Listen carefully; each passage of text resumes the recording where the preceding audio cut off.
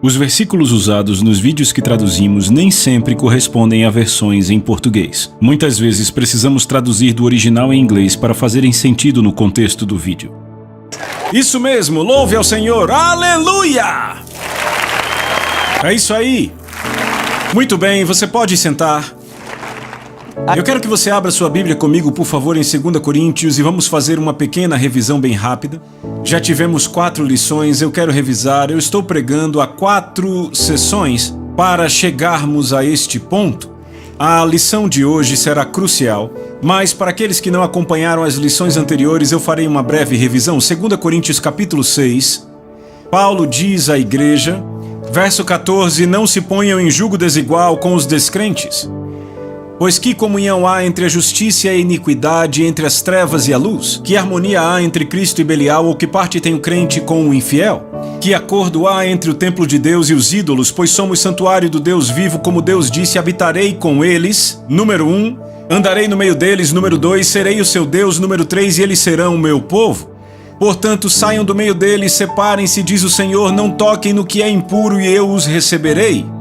Ou seja, estas promessas, temos 4 aqui, habitar neles, andar no meio deles, ele ser o nosso Deus e nós sermos o seu povo, são condicionais. Qual é a promessa? Se sairmos do meio do mundo e nos separarmos, ele nos receberá, e o inverso é verdadeiro. Se não sairmos do mundo, ele não vai nos receber. Você pode dizer amém? Certo? E ele continua no capítulo 7. Portanto, tendo estas promessas, amados, purifiquemo-nos. Repitam, purifiquemo-nos. Eu vou insistir nisso até não poder mais. A purificação é responsabilidade nossa do quê? De toda a impureza, tanto da carne quanto do espírito. Aperfeiçoando nossa santidade no temor do Senhor. Então, nos é dito como crentes que temos que nos purificar. Por quê? Porque Deus diz, eu vou habitar em vocês e andar no meio de vocês. A maioria das pessoas, quando lê isso, não tem um impacto. Por quê? Porque não entendem o Velho Testamento. Esse não é um pensamento que se originou em Paulo, é algo que Deus vem dizendo ao seu povo vez após vez por anos.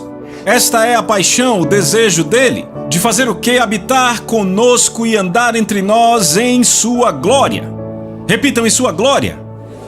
Você tem que entender que não está falando de ter Jesus no coração, ou o Espírito Santo no coração ao nascer de novo, está falando de algo no futuro, eu vou habitar neles. A paixão dele sempre foi habitar em nós, andar no nosso meio, em sua glória, certo? A razão para muita gente não entender o impacto disso é porque não entendem a trama que leva a isto. Todo o drama, como falei em outras sessões. Quando eu era criança, estava passando um filme uma noite. Minha mãe, meu pai, minhas irmãs, todos fascinados pelo filme. E a fala mais importante do filme foi dita logo quando eu passei por ali. Todas começaram a chorar, menos meu pai. E eu falei, meu Deus, o que é isso? Não teve nenhum impacto em mim, teve um impacto tremendo neles porque eles entendiam o drama. O que temos feito nas últimas 4 sessões é caminhar através do drama e vamos chegar ao clímax nesta sessão. Você está aqui? Tudo isso remete ao livro de Êxodo e se você abrir comigo, Êxodo capítulo 19. Êxodo 19, abra por favor. Moisés liberta o povo de Israel do Egito. Israel saindo do Egito remete ao fato de sermos salvos ou nascermos de novo. O Egito remete ao mundo, Moisés remete a Cristo. Faraó remete a Satanás. Moisés os guiando remete à salvação. Qual foi o destino de Moisés quando ele os tirou do Egito? O destino dele não era a terra prometida como muitos pensam. Era o monte chamado Sinai. Por quê? Porque Moisés teve um encontro com Deus no Sinai. Ele o tinha visto face a face na sarça ardente. E ainda assim, deixa eu te dizer, Israel teve uma chance, Moisés os guiou até lá, mas ainda assim recusaram. Quando Deus desceu naquele monte em sua glória, os filhos de Israel recuaram e disseram, Moisés, não podemos aguentar. Falar com Deus, ouvir a sua voz do meio da sua glória, sua grandeza no fogo. Você se aproxima, ouve tudo que Deus tem a dizer, nós ouviremos você e faremos. Veja, eles não levaram o aviso de Deus a sério. Em Êxodo 19, Deus disse a eles, ele disse, eu vou descer neste monte e vocês têm que se preparar. Vejam o verso 10, só para revisar. Deus falando, então o Senhor disse a Moisés, vai ao povo e o consagra hoje e amanhã. São 2 dias, Lavem eles suas roupas. Lembra que Paulo disse: purifiquemo-nos de toda a impureza da carne e do espírito, aperfeiçoando a nossa santidade no temor do Senhor. Deus disse que devemos nos purificar da impureza das vestes da carne e do espírito, porque em preparação para a sua glória vindoura. Estão entendendo? Porque veja o que ele diz: e estejam prontos para o terceiro dia, pois no terceiro dia o Senhor descerá sobre o monte Sinai à vista de todo o povo. Então, já fazem quase 2 dias desde que Jesus ressuscitou. E você diz: 2 dias? Sim, um dia para o Senhor é como 1000 anos e 1000 anos como um dia. Estamos no fim do 2º dia. Deus disse que a responsabilidade da igreja, além de ir pregando a todo mundo o evangelho de Jesus Cristo, é purificar a si mesma em preparação para a glória vindoura dele. Ele disse especificamente: santifiquem-se. Santificar é se separar, ou seja, significa: eu tirei vocês do Egito, tirem o Egito de vocês. Para a igreja isso significa: eu livrei vocês do mundo, agora vocês tiram o mundo de si mesmos. Você é responsável por fazer isso. Deus provê a habilidade, são vocês que fazem. Você pode dizer amém? Porque é assim, porque esta é a paixão de Deus. Veja o versículo 4. Deus disse: vocês viram o que eu fiz ao Egito e como os transportei sobre asas de águias e os trouxe para mim mesmo. Repitam: os trouxe para mim mesmo. Toda a razão para sermos salvos está aí. Deus te salvou para trazê-lo à gloriosa presença dele, para que você pudesse ter uma comunhão íntima com ele.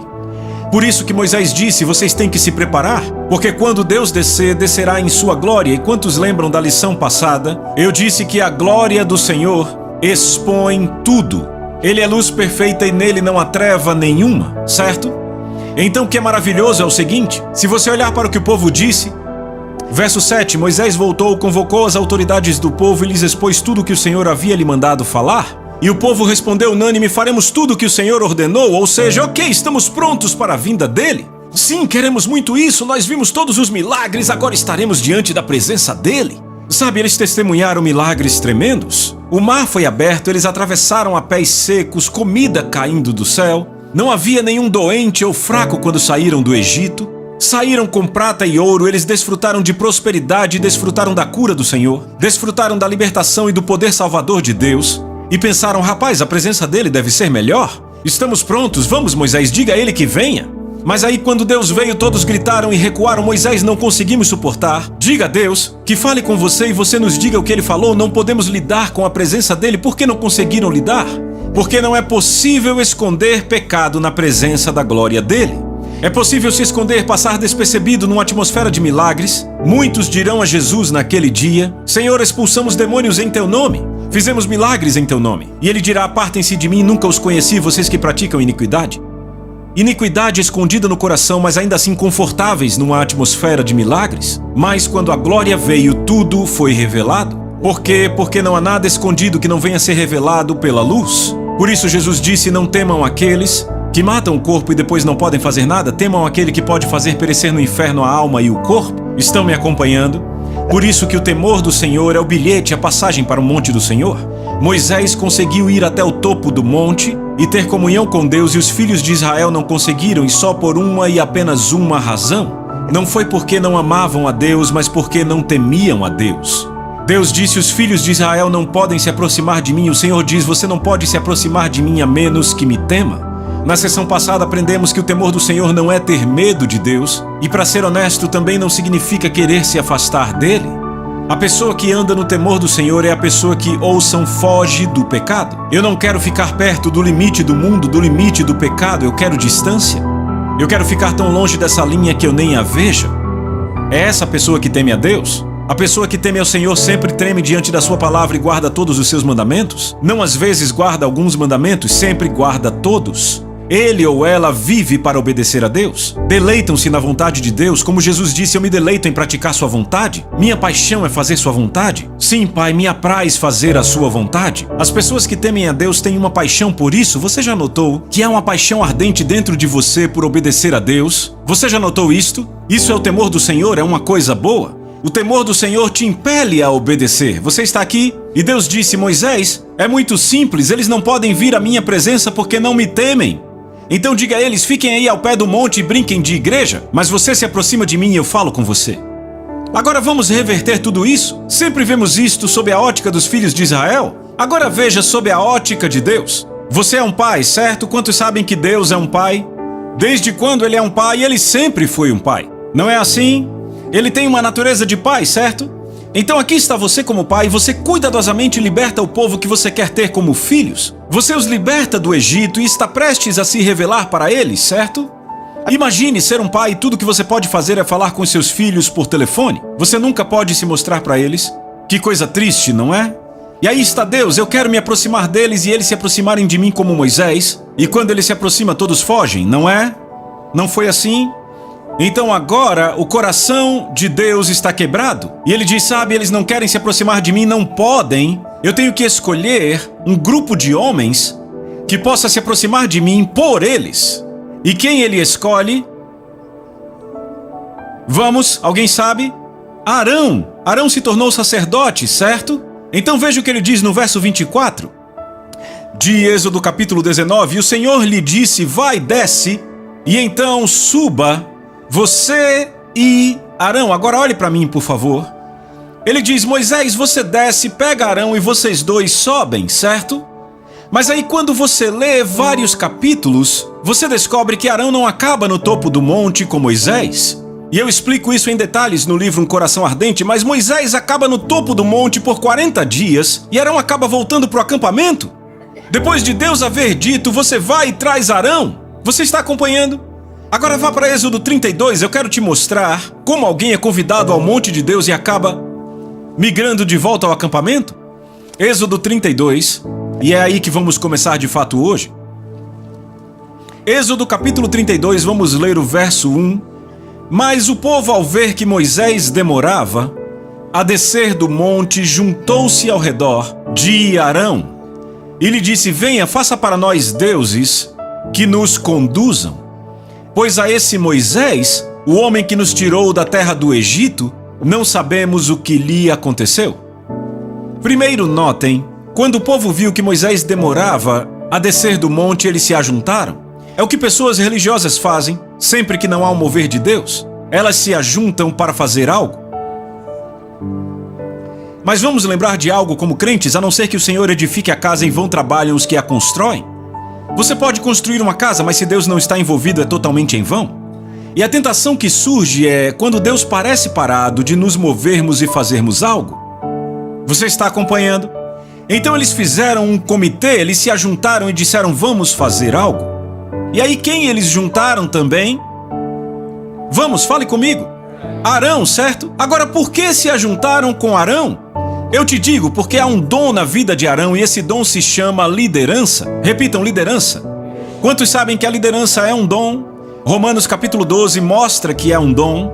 E o dom da liderança traz algumas características. Uma delas é atrair pessoas para aquele que porta o dom. Então ele vai atrair pessoas, quer você esteja no monte ou não. Isso explica como alguém pode construir uma igreja de 5.000 membros sem Deus estar lá? Chama-se liderança. Hitler tinha o dom da liderança em sua vida, era extremamente pervertido ao enésimo grau, mas tinha o dom da liderança. Mussolini tinha o dom da liderança, era pervertido ao enésimo grau, mas tinha o dom da liderança. Liderança atrairá pessoas e pessoas serão atraídas automaticamente pelo dom da liderança. Mas a pergunta é, esse líder esteve com Deus e ele está falando sobre Deus ou sobre o próprio desejo? Então aqui está Arão com o dom da liderança em sua vida. Ele não foi para o monte e as pessoas se reuniram ao seu redor. Agora note o que acontece aqui. Disseram a Arão assim. Vamos ler isso aqui de novo. Venha, faça para nós deuses que nos conduzam, pois a esse Moisés, o homem que nos tirou do Egito, não sabemos o que aconteceu. Agora notem que imediatamente tentam desqualificar Moisés, não Deus. Eles não dizem a esse Deus que nos livrou do Egito, não sabemos o que aconteceu. Eles dizem isso. Dizem a esse Moisés. Porque deixa eu te dizer, se você puder desqualificar o profeta, e quando eu falo profeta, um profeta pode ser um pastor, um profeta pode ser um amigo. Quando eu me refiro a profeta, eu quero dizer que o profeta é alguém que fala. É o que a palavra profeta significa. Se você lembrar, Deus disse a Moisés, Moisés, você será Deus para Arão e Arão será o seu profeta. Lembra quando Moisés disse, eu não vou falar com Faraó, Arão que faça isso? Deus disse, ok, depois de Moisés pedir 2 vezes, ele disse, você será Deus com D minúsculo para Arão. E o quê? E Arão será seu profeta? Ou seja, você que tem a mensagem e Arão é o que fala? Vocês estão aqui? Agora veja, Moisés aqui é aquele que está falando a verdade? Se pudermos desqualificar o homem ou a mulher que está falando a verdade, podemos continuar tendo nossa igreja da forma como queremos ter nossa igreja. Então não disseram a esse Deus, mas a esse Moisés? Não sabemos o que lhe aconteceu, agora notem o que disseram. Faça para nós, leiam verso 1, faça para nós deuses, repitam, deuses, que nos conduzam. E eu vou dizer algo a vocês hoje que vai fazer o seu queixo cair. Primeiro eu quero dizer que a palavra hebraica aí para deuses, com D minúsculo, é a palavra hebraica Elohim. Veja na sua concordância. Essa palavra Elohim você encontra aproximadamente 2.500 vezes no Velho Testamento. Ela aparece entre 2.500 e 2.600 vezes. Ouça com atenção.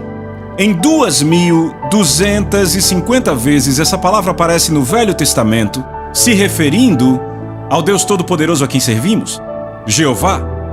Exemplo, Gênesis capítulo 1, Elohim aparece 32 vezes no primeiro versículo de Gênesis 1. No princípio criou Deus os céus e a terra. Está escrito, no princípio Elohim criou os céus e a terra.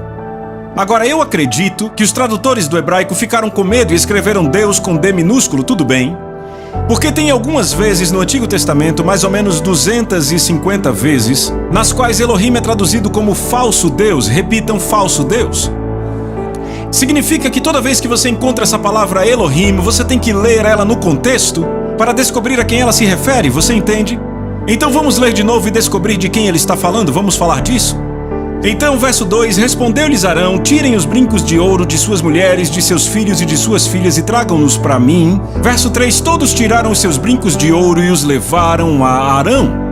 Agora veja o verso 4, então ele recebeu o ouro deles e ele modelou com um buril, que é uma ferramenta, e fez dele um bezerro fundido. Agora repita, modelou. Essa palavra modelou vem da palavra hebraica yatsar. E claro, lembre, eu não sou um estudioso de hebraico, certo? Mas se escreve Y-A-T-S-A-R. Sabe o que significa? Significa modelar ou formar com uma ferramenta de fundição. Repitam, modelar, formar com uma ferramenta de fundição. É muito importante que você lembre, então ele formou, modelou com uma ferramenta de fundição, certo? Agora veja, vamos para o verso 4 de novo. E ele recebeu o ouro de suas mãos e o modelou com um buril, que é uma ferramenta própria, dando-lhe a forma de um bezerro, e disseram, eis aí o seu Deus, ó Israel, que te tirou da terra do Egito. Então, essa palavra Deus aí é Elohim, então vamos continuar lendo, certo? Veja o versículo seguinte, verso 5. Então, quando Arão viu isto, construiu um altar diante dele, e Arão fez uma proclamação e disse, amanhã haverá uma festa para o Senhor. Repitam, Senhor. Digam de novo. Agora ouça, esta palavra Senhor aí é a palavra hebraica Yahweh. Ah, você entendeu? E este é o único e apropriado nome de Deus. Os hebreus não podiam nem escrever as vogais, escreviam YHWH. Estão acompanhando? Este era um nome guardado da profanidade na vida de Israel. Em lugar nenhum em toda a Bíblia, esta palavra é usada para um falso Deus. É o nome apropriado para Deus, estão acompanhando? Se eu digo Rob Thompson é um homem, homem nesse caso seria como a palavra Elohim. Rob Thompson é o nome dele. Então agora eles especificamente identificam aquele Elohim, Deus, como sendo Yahweh, o único Deus verdadeiro a quem servimos. O Pai do nosso Senhor Jesus Cristo, Criador dos céus e da terra. Arão olha bem para aquele bezerro, aponta para ele e diz, contemplem aí Israel, Yahweh que tirou vocês do Egito. Não é assim? Veja o verso 4. Disseram o quê? Então disseram, eis aí os seus deuses, ó Israel, que tiraram vocês do Egito. Arão olha e diz, vejam Yahweh. Agora notem que eles não disseram, eis aí está Baal, que nos tirou do Egito. Eles não disseram, eis aí está outro deus egípcio que nos tirou do Egito. Não. Eles reconhecem que Yahweh os salvou, reconhecem que Yahweh os libertou, reconhecem que Yahweh os curou, reconhecem que Yahweh os prosperou, mas o que fizeram? Eles mudaram a imagem dele e o reduziram. Então, vejam o que acontece aqui, é impressionante. Verso 7. E o Senhor disse a Moisés: vai, desce, pois o teu povo, que fizeste sair do Egito, se corrompeu. Note que não são mais meu povo. Deus disse o seu povo. Sabe, às vezes as pessoas pensam que Deus não tem senso de humor. Quem você acha que nos criou? E a imagem de quem fomos criados? Tá aí o seu povo. Esse tempo todo eram meu povo, agora são seu povo. Não é boa? Então vejam, se corrompeu, repitam, se corrompeu. Ouçam com atenção. A palavra corromper literalmente significa decair. Escreva isso. Quando brincamos de igreja ao pé do monte, iremos acabar decaindo, pois tudo que se distancia do coração dele certamente irá se deteriorar. Você pegou isso? Eu disse, ei, pegou isso? Então, Moisés desce, e eu quero que você vá para o verso 21, e eu posso dizer que ele está um pouco irritado, ele está com bastante raiva. E a primeira pessoa a quem ele vai, além de Josué, é para Arão. Ele vai para aquele que não deveria estar no acampamento, entendem? Ele vai até Arão e vejam o verso 21. E Moisés diz a Arão: o que este povo fez a você, para que você trouxesse tão grande pecado sobre eles? Verso 22, Arão disse: não te enfureças, meu senhor. Você conhece o povo que é propenso para o mal? Pois eles me disseram: façam-nos deuses, e aí é Elohim. Faça-nos Elohim que nos conduzam. Pois quanto a esse Moisés, o homem que nos tirou do Egito, não sabemos o que lhe aconteceu. E eu disse a eles: quem tiver enfeites de ouro, traga-os. Então eles me trouxeram e eu joguei tudo no fogo. E aí o bezerro surgiu.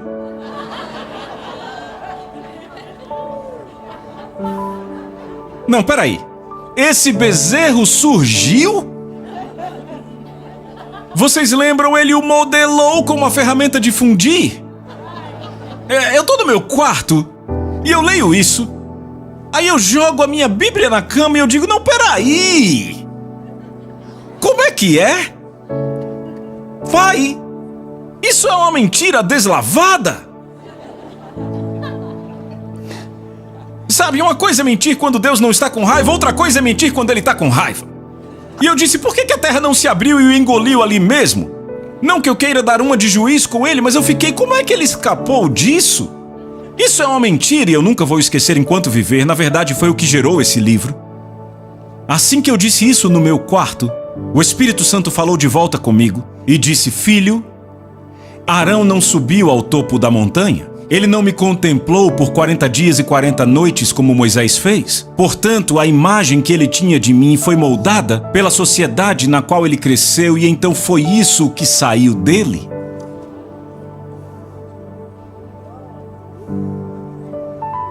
Eu posso repetir isso? Ele disse: filho, eu vou repetir, você precisa ouvir. Ele não foi para o topo do monte e me contemplou por 40 dias e noites como Moisés.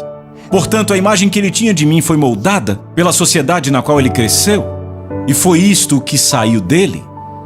Você tem que entender uma coisa: durante 83 anos Arão viveu no Egito. Eles tinham todo tipo de imagens ao redor, e aquelas imagens eram, ouça, um reflexo dos deuses que eles tinham. Arão estava acostumado com isso. Ele não disse: esse é um deus egípcio, ele disse: esse é Yahweh. Mas a imagem de Yahweh foi moldada pela sociedade na qual ele estava. Agora põe o seu marcador aí que eu vou te deixar chocado. Vá comigo para Romanos capítulo 1. Sabe, a Bíblia fala em João capítulo 3, verso 3 e João 3, verso 5. Jesus fala sobre ver o reino. Se alguém não nascer de novo, não pode ver o reino. E aí no verso 5 ele diz: se alguém não nascer da água e do Espírito, não pode entrar no reino. Há uma diferença entre ver o reino e entrar. Arão e o povo de Israel viram o reino quando saíram do Egito, mas apenas Moisés entrou. Agora veja o que acontece aqui, Romanos, capítulo 1. Veja, por favor, o verso 20.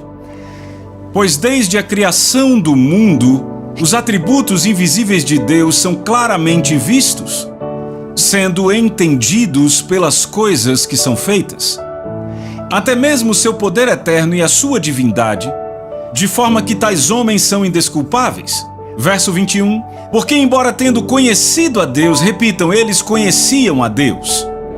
Eles não o glorificaram como Deus, nem foram gratos, mas os seus pensamentos tornaram-se fúteis e o coração insensato deles obscureceu-se, dizendo sábios tornaram-se loucos. Verso 23, e mudaram a glória. Você está entendendo? Leia de novo, e mudaram a glória. Você entendeu? E mudaram a glória do Deus incorruptível por uma imagem feita à semelhança do homem corruptível e de aves, de quadrúpedes, de répteis. Agora olhe para mim, olhe para cá. Será que a nossa sociedade adora quadrúpedes, aves e répteis? Não, mil vezes não. Talvez na Índia, mas não aqui. Pense comigo, se construirmos a estátua de um grande inseto feita de ouro, vão rir de nós lá fora e dirão, ei, derrete isso e usa para algo? Nossa sociedade não adora imagens de animais? O que é que a nossa sociedade adora? A si mesmo. O homem corruptível. Alguém diz dinheiro, adoram dinheiro, não vá mais fundo. A si mesmos, homens corruptíveis.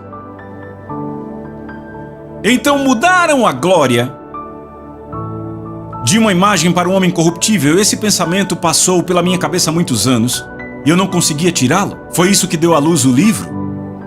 Temos servido a um Jesus que é a imagem e semelhança do que criamos.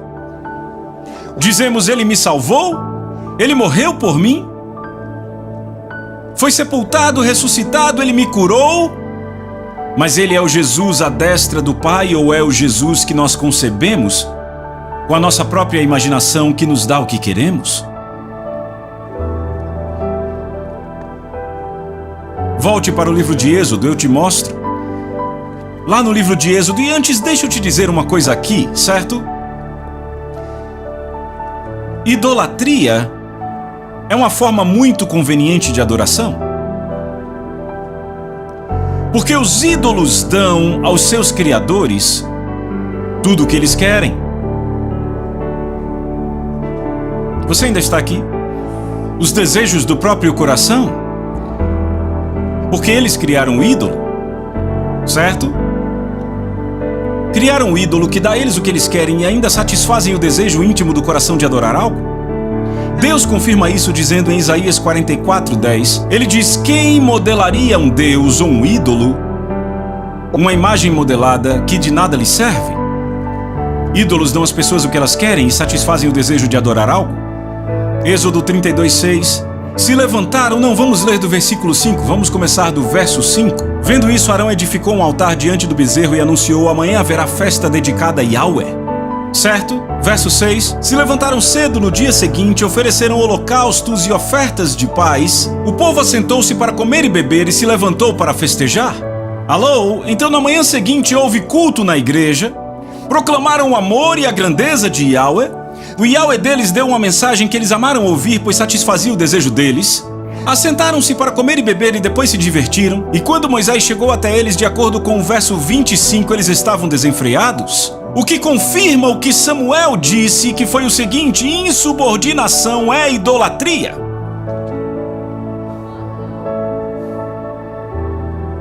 Você está comigo? Com os egípcios, a questão era bastante simples. Os egípcios simplesmente construíam uma estátua, davam um nome a ela, e a estátua lhes daria tudo o que queriam, especialmente o que queriam e sabiam no coração ser contra o desejo do Criador. Ora, os egípcios conheciam o Criador? Sim, porque veja o que Paulo diz. Paulo diz que todo homem conhece a vontade do Criador, porque em Romanos 1:18-19, na Nova Tradução Viva, diz, Deus mostra a sua ira do céu contra todos os pecadores e perversos que afastam a verdade de si mesmos. Pois a verdade sobre Deus é conhecida por eles instintivamente. Deus pôs este conhecimento nos seus corações. Então para o egípcio era muito simples, eu posso criar um Deus, uma estátua, dar um nome a ele, e como eu sou o criador daquela estátua, ela vai me dar o que eu quero, o que eu sei, que é contra os desejos do Criador, porque afinal ele é Deus. Você está acompanhando?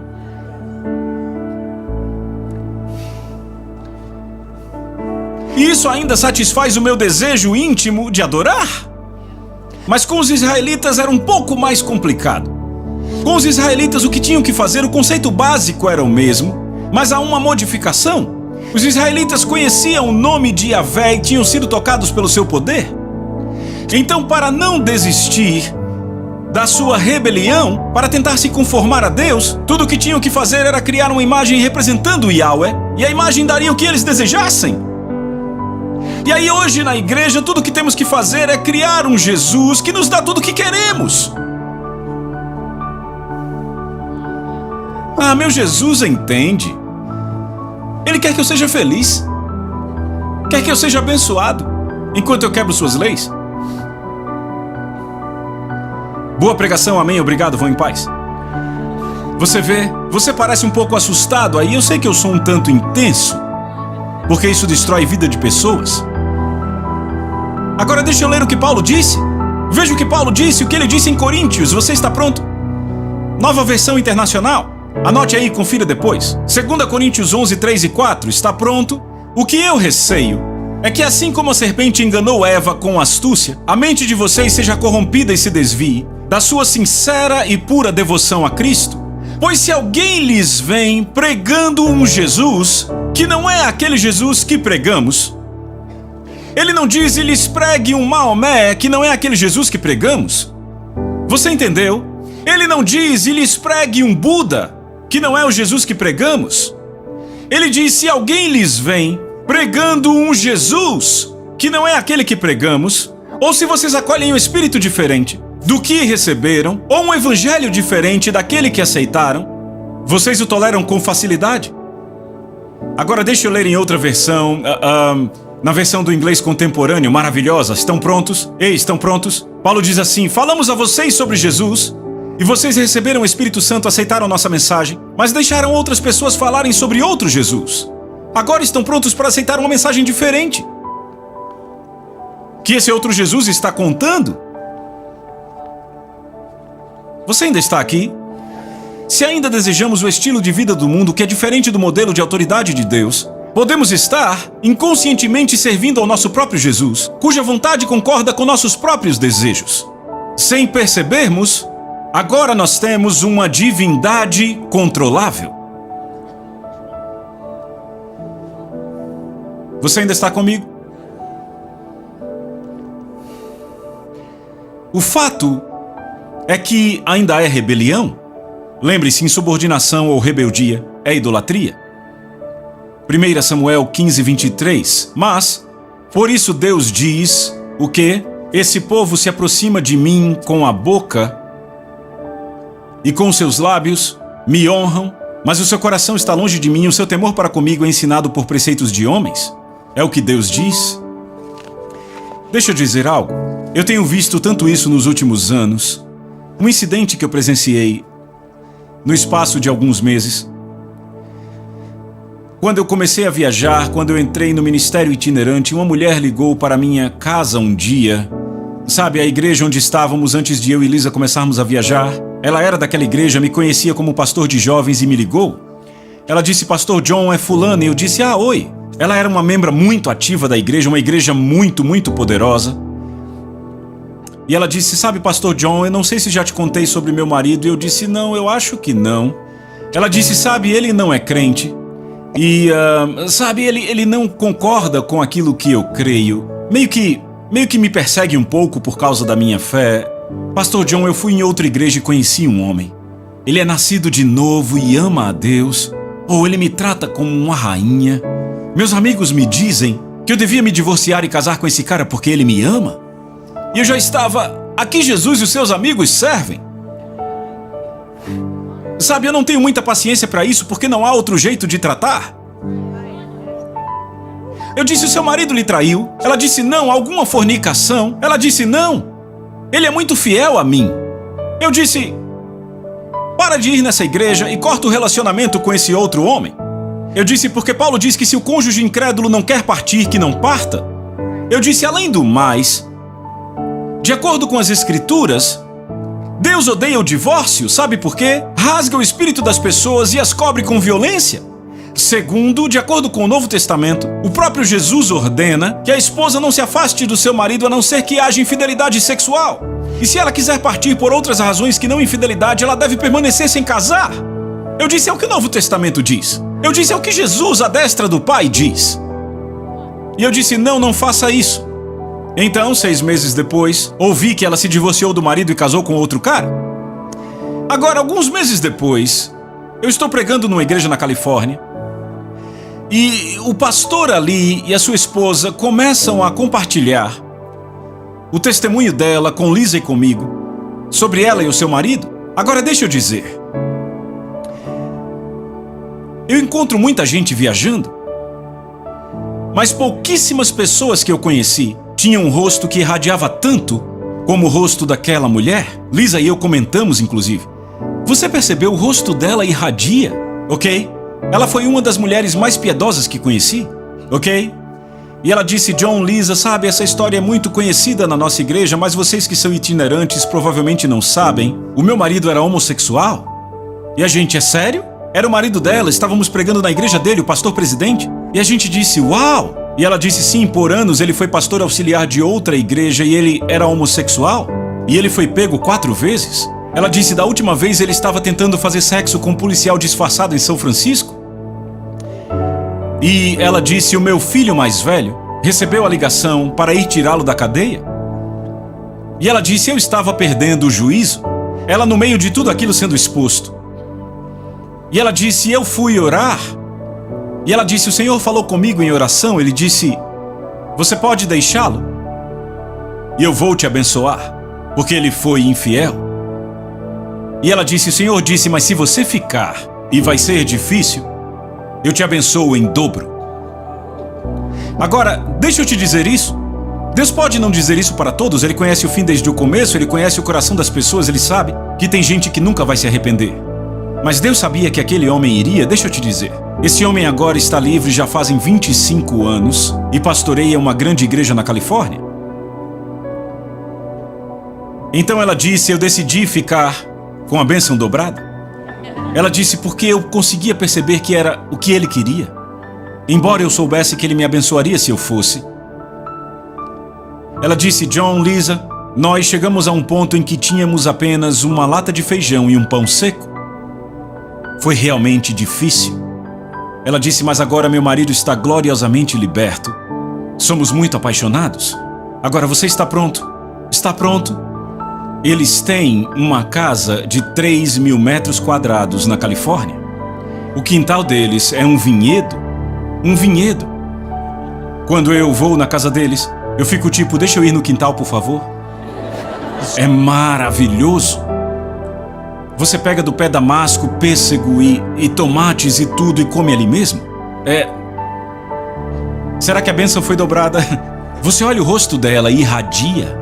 Agora, aqui Jesus ela serve e aqui Jesus a outra mulher serve.